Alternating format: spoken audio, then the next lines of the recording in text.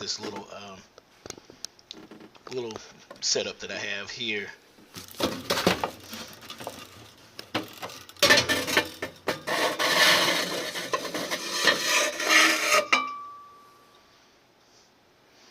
And one of the first things we want to do once we remove our burner is kind of examine the inside of the combustion chamber.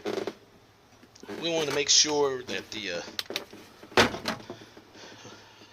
combustion chamber is clear of debris and dust, because if you have quite a bit of dust accumulated, it'll cause problems and keep your water heater from lighting, because it will remove the oxygen from the air. It'll kind of smother it, and of course if you have any flame, it's going to need oxygen. So